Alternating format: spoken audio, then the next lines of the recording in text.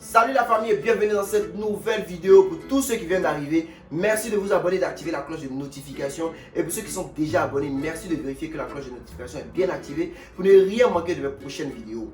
On va se blaguer, hein. Parmi vous là, il y a beaucoup qui sont là parce qu'ils ont vu photo de Kevin Aubin sur la vidéo. On se connaît, nous tous, nous les Africains, on est affairés, on se connaît. Je ne vais pas trop rentrer dans les détails, mais tous ceux qui me suivent sur Instagram savent ce qui s'est passé ces 2 derniers jours là. Ceux qui ne me suivent pas là, ça vous a raté. Allez-y me suivre maintenant. Bref. On s'est un peu embrouillé ces 2 derniers jours-là, on s'est insulté, on devait même se battre, même on avait organisé même le combat du siècle en décembre. Facebook, Twitter, Instagram, on a remué ça comme ça. Je dis que depuis que moi, si c'est Instagram là, le nombre de vues que moi j'ai fait en story pendant ce temps-là, dans ma vie là, je dis que depuis que je suis sur les réseaux sociaux, je n'ai jamais atteint ce nombre de vues là. Mais à cause de ce petit truc qui s'est passé ces 2 derniers jours-là, que je dis que hey, mais Mark Zuckerberg, là, il doit me payer aussi. De la manière qu'on paie les Cristiano Ronaldo, la fille là, comment on appelle, Selena Gomez ou quoi là. Et pour être sur Instagram là, on devait me payer aussi comme ça. Il y a 36 000 vues en story sur Instagram. Ça là, hein, moi, je n'ai jamais eu ça. Je ne connais pas quelqu'un dans mon entourage aussi qui connaît, même les stars hein, que je connais en tout cas, qui ont déjà atteint ce nombre de vues là. 36 000 vues en quelques heures seulement en story. Et puis pendant ce temps, il y a des gens qui veulent profiter de mon buzz. Elle me tag sur la tweet, ça dit que la fille, elle fait affiche de son business, non? Elle met dans sa story, elle me tag dessus. Genre, moi, il va repartager. On t'a dit que je suis bête? Tu pensais que j'étais con? Non, I'm not con. I am intelligent. Ouais, c'est ça. Je l'ai vu visualiser. Quand on dit que visualiser quelqu'un là, hein, la personne d'écrit, non? Tu lis son message, tu t'assures que ça sont vues là-bas. Et puis tu ne réponds pas, tu supprimes ça là-bas. C'est ce qu'on appelle la visualisation. Je l'ai vu visualiser. Il dit que tous ceux qui me taguaient sur les choses qui n'avaient même il y a des choses qui étaient en rapport avec moi-même. Mais je ne partageais pas. Je sélectionnais avec précaution et abnégation, courage sincère. Je ne sais pas ce que c'est en indien. Mais en tout cas, je sélectionnais tout avant de partager. Il était devenu la star nationale. En fait, non, Jean Ado pouvait venir me voir, mais pour faire sa campagne même. Si elle faisait la campagne d'Ado Kakabé là, il devenait président de la Côte d'Ivoire. Bon, il ne va pas exagérer, ce n'était que 36 000 vues, mais bon, il n'avait jamais eu ça auparavant, il ne va pas vous mentir. Mais ce que j'ai retenu en fait de cette histoire-là, vous savez c'est quoi? C'est que Kevin Aubin, il m'a choqué en fait. Genre, son humilité m'a choqué. Et j'étais en train de réfléchir, je me dis que, attends, est-ce que c'est le Kevin Aubin qui nous montre en fait sur les réseaux sociaux, genre? Parce que il était assis à la maison. Il était en train de réfléchir à comment est-ce que je vais faire pour effacer les preuves quand il va finir de le tuer quoi. Parce qu'il avait déjà planifié son meurtre. Il savait comment il allait faire pour le tuer sans témoin. Donc il est en train de planifier maintenant comment est-ce que je vais faire pour effacer les preuves en fait. Et je reçois un message du gars. Bonjour, je viens en paix. Il faut qu'on discute et tout. Il dit c'est un pied. Attends, on va discuter, je vais voir ce qu'il va dire. Donc rapidement on s'est ajouté sur WhatsApp et il m'a appelé. On a commencé la causerie. La conclusion c'était que nous deux en tout cas on a été impulsifs en tout cas. Bon, on a réagi impulsivement. Je ne sais pas si ça se dit, hein, mais il va dire. En tout cas bref, on a fait la paix. Donc le combat du siècle a été annulé. Le titre de ma vidéo que vous avez vu, le mensonge du siècle là, ça n'a rien à voir avec lui. C'est un story time comme d'habitude. Je vous ai dit que moi depuis que j'ai repris YouTube dernièrement là, chaque jour, en tout cas, vous aurez vidéo. Pas chaque jour, non, chaque jour, j'exagère. Mais genre, je serai très actif parce que Facebook et puis Instagram, c'est vrai, j'aime faire les vidéos, mais là-bas, là, ça prend assez de temps. Tu vois, genre, tu dois écrire les scripts et puis appeler les gens, souvent les gens qui font malin pour venir faire vidéo, là, toi, bon, bien, bref. En tout cas, c'est une story time comme d'habitude. Je vous ai dit que YouTube, là, c'est mon champ. Ici, là, et puis l'année passée, là, j'ai été étonné de voir une fille, en fait, qui connaissait ma vie plus que moi. Elle a abonné à ma chaîne YouTube. Parce que ici, là, c'est mon journal intime. Tout ce qui se passe dans ma vie, je vais raconter ici. Aujourd'hui, je vais vous expliquer le mensonge du siècle qui a été perpétré par moi-même. Mais avant de commencer, comme d'habitude, générique story timing.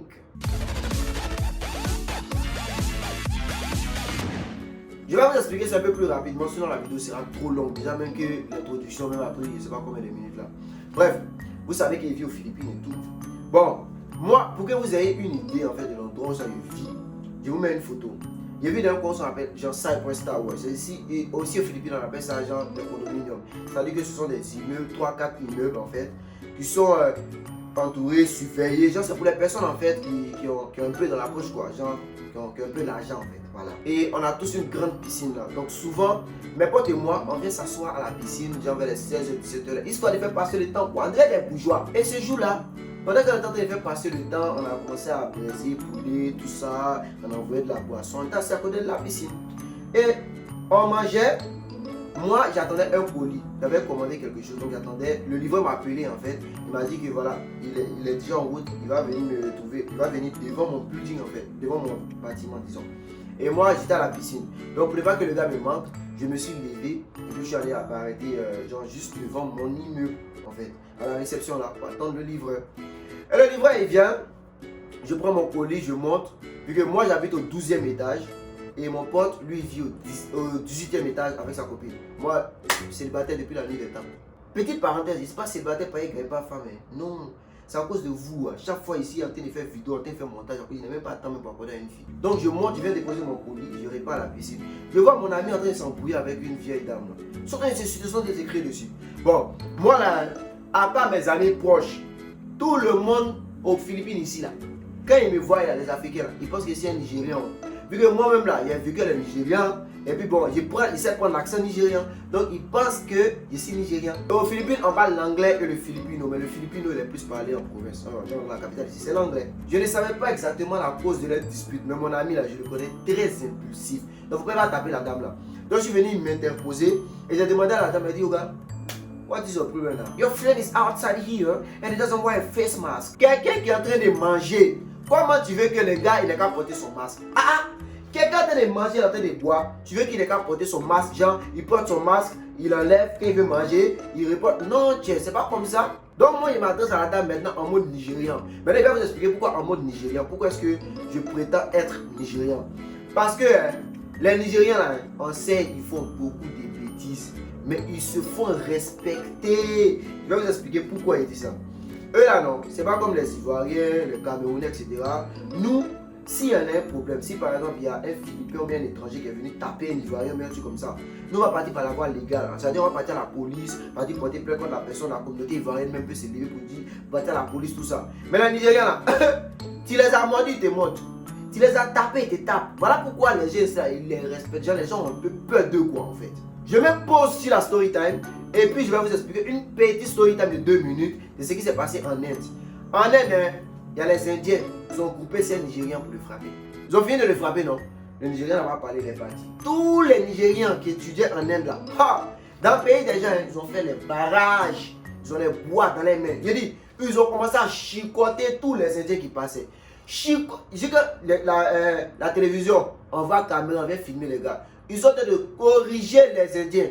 Donc là, c'est pour vous dire que les Nigériens là, les gars ont peur d'eux. Donc quand tu te joues les Nigériens, il y a un certain respect en fait quand tu apportes en plus du fait que tu sois noir. Parce que quand tu es noir déjà là, les Asiatiques déjà, ils savent qu'ils ne peuvent pas faire parler avec toi. Donc il y a un certain respect qui est maintenu. Mais quand c'est que tu es Nigérien là, le respect là, ça augmente au fait. Donc voilà moi devant la table. Don't you see that he's eating? How do you want someone who's eating to wear a face mask at the same time?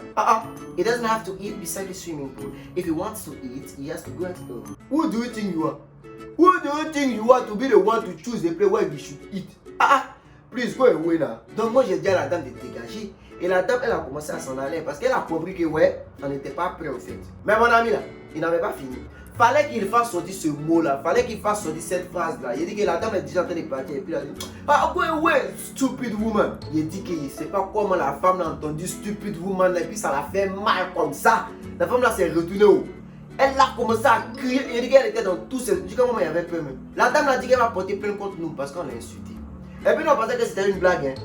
On a fini tout ça, chacun est parti à la maison, lui le 18e, moi je suis au 12e étage. Le lendemain matin, on met tapant la porte, on met dans le papier, convocation à la police. En même temps, ça ne même pas 5 minutes, mon pote m'appelle. Allô, c'est comment? Il vient de recevoir convocation, je dis mon frère, c'est nous qui nous avons convoqué. On va partir à la police. C'était le lendemain matin, mais à 9h, on devait se rendre à la police. On va partir à la police, on va partir écouter ce qu'ils vont nous dire là-bas. Et puis on revient. À vrai dire, nous-mêmes on avait peur. Parce que quand on analyse la situation, on n'avait pas raison. J'ai dit qu'on arrive à la police. Je vois la dame là, elle est accompagnée d'un gars. Je regarde le gars là. grand détail, musclé comme ça. Il a dit que le gars nous regarde, non, baisse la tête, mon cher. Il a dit que le policier, il dit à la dame, ok, vous êtes venu avec qui là? Elle est venue avec son fils. Son fils, elle a 19 ans, mais il a vu. Qu'elle a dit qu'elle a 19 ans, elle dit que c'est vrai qu'à cause de mon sang boboulé, à cause de mon sang ivoirien, à cause de mon sang africain, là, si on ouvre là, il a foncé sur lui-même comme s'il peut le frapper. Mais vrai. Lui là, s'il m'a bien giflé là, hein, je vais oublier tout ce qui s'est passé dans mes 5 années précédentes. On a laissé la dame a commencé à expliquer tout ce qui s'est passé, on l'a insulté, tout ça. En fait, c'est à cause d'un juge là, en fait, qu'elle est portée plainte. Et le gars dit, bon, ok, il dit à mon ami là, toi commence, faut expliquer tout. Et mon ami, quand il voulait parler, genre, tu vois, quand quelqu'un veut parler, puis il bégait d'une manière, tu vois, donc moi, il a pris la parole en même temps. Parce que moi, là, moi, j'ai l'habitude de m'arrêter devant la caméra si vous parlez devant les gens. Je peux parler devant n'importe qui. Je n'ai pas peur de ça, je ne me sens pas crispé ou bien, c'est pas, genre, il n'y a rien en tout cas, allons seulement. Je posais une question au policier là. Je lui ai demandé, est-ce qu'il trouve normal qu'une personne me traite de nègre? Quand il a posé la question, tout le monde me regarde. Mon ami me regarde. La femme me regarde. Le policier me regarde. Quoi? Il a dit oui, oh. Nous on était assis à la piscine tranquillement en train de chiller. La dame est venue, elle nous a traité de nègres. C'est pour cela qu'on a insulté stupide woman. Franchement, les gars ici, hein, si vous partez à la police là, ils ne vont pas dire que parce que lui là, sa couleur il est noir, parce que lui là, il est comme ça. Donc voilà. Non, hein. Non, on va traiter tout le monde de la même manière. Je n'ai jamais été victime de racisme. Pour ceux qui n'ont jamais regardé, pour ceux qui veulent en savoir plus, disons, j'avais mis une vidéo, ça, il a dit que j'ai parlé des vérités aux Philippines et tout ça. Allez-y, regardez la vidéo. Bref, quand le policier a entendu ça, lui-même il était découragé, il a demandé à la dame, c'est vrai, ça, la femme dit non, il ment comme ça. Le gars regarde, vous voyez son fils là, son fils n'était pas là-haut.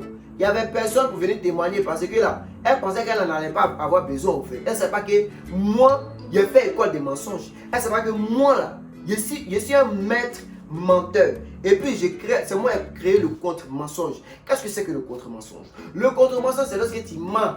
Et puis, tu mens pour contrer ton mensonge que tu as menti là, afin qu'on pense que ton deuxième mensonge, c'est de la vérité. Je prends un exemple simple. Ta copine t'accuse de l'avoir trompé avec une fille qui s'appelle Aïcha. Tu lui dis, bébé, écoute, je vais te dire quelque chose. Depuis nous sommes ensemble, ça fait 5 ans là, hein. Moi, je t'ai trompé une seule fois, ça je le reconnais. Et Dieu seul sait que oui, je le regrette. Ça, c'est un mensonge d'abord. Pourquoi? Parce que c'est faux. Tu ne l'as pas trompé une seule fois, tu l'as trompé beaucoup de fois. Et tu reviens maintenant en mode genre, bébé, la fille qui je t'ai trompé là, je t'ai dit que je reconnaissais. Mais voilà, c'est pas avec cette Aïcha.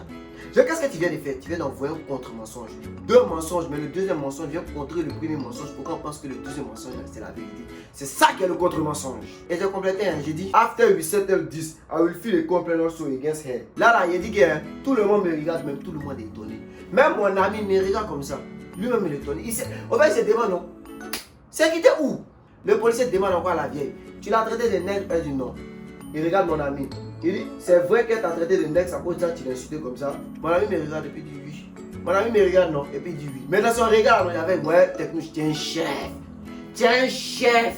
Donc le policier dit que, madame, moi, il va vous dire quelque chose. La meilleure solution là. Parce que d'abord, toi, tu es venu porter plainte pour injuste. Ça là, même si on le condamne, peut-être il va s'en sortir un suicide, ou bien peut-être il va payer à mon tout quoi. Mais pour racisme là, c'est condamné par la loi ici. Et tu vas faire prison. Sans compter que le gars en question, il a un témoin qui est là. Donc, le mieux que je puisse vous proposer là, c'est de trouver un terrain d'entente. Il ne va pas porter plainte, toi tu retires ta plainte et puis c'est fini. Et c'était ça l'objectif du contre-mensonge.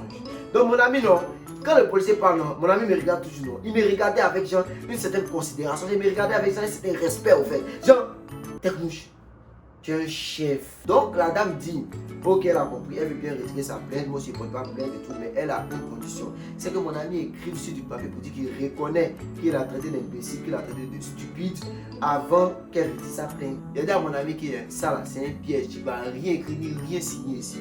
Parce que c'est quand on est en train de faire là, c'est un arrangement à l'amiable. Ce n'est pas écrit sur papier quelque chose comme ça. Donc, demain là, elle peut se lever pour aller porter plainte d'un autre commissariat là-bas. Et quand on va l'appeler, si moi par exemple ne suis pas là, il n'y a pas de témoins et tout ça et tout, l'affaire là, ça va arriver loin. Sans compter qu'elle aura une preuve, lui-même, ses aveux sur du papier pour dire que ouais, il reconnaît qu'il a traité la femme de stupide. Donc la femme, elle pense qu'elle est intelligente, mais elle me connaît pas.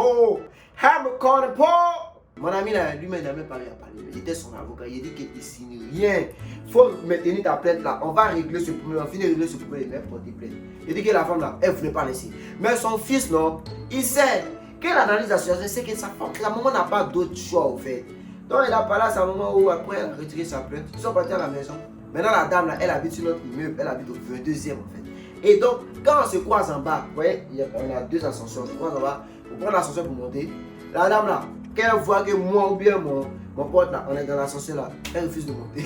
C'était donc la story time d'aujourd'hui et j'ai 2 vidéos story time encore en stock que je n'ai pas pu balancer à cause de tout ce qui s'est passé dernièrement et tout. On va donc terminer cette story time avec un beau proverbe arabe qui dit Honsta Hanachi.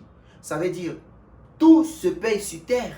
Donc si tu fais du mal à quelqu'un, tu vas le payer sur terre. Pourtant, l'enfer est là pour ça.